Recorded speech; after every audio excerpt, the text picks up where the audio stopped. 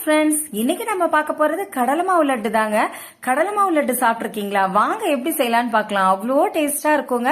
அதுக்கு ஒரு பேனை வச்சுக்கோங்க, 1/2 கப் நெய் சேர்த்துக்கோங்க. இது கூடவே 1 கப் கடல் மாவு சேர்த்து நல்லா வறுத்துக்கோங்க. வாசனை வர்ற வரைக்கும் நல்லா வறுத்துக்கணுங்க. லோ ஃபிளேம்லயே வச்சுக்கணுங்க, ஹைல வைக்க கூடாதுங்க, கருகிருங்க மாவு. பாருங்க, லோ ஃபிளேம்லயே வச்சு இத போல நல்லா கலந்து விடுங்க. இந்த மாதிரி கலர் சேஞ்ச் ஆகணுங்க.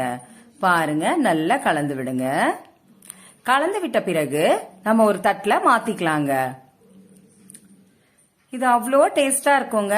பாருங்க, இந்த மாதிரி தட்டுல சேர்த்துட்டு கொஞ்ச நேரம் ஆறட்டுங்க. அதுக்குள்ளார 1 கப் ஒயிட் சுகரை எடுத்து மிக்ஸி ஜார்ல சேர்த்து 2 ஏலக்காவை சேர்த்து நல்லா நைஸா அரைச்சிட்டு வந்துருங்க.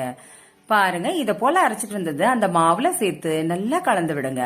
முந்திரிய பொன்னிறமா வறுத்து வச்சுக்கோங்க. பாருங்க, இது கூடவே சேர்த்துட்டு இப்ப நல்லா கலந்து விட்டுருங்க. கொஞ்சம் கொஞ்சமா மாவு எடுத்து இத போல உருண்டை பிடிச்சுக்கோங்க.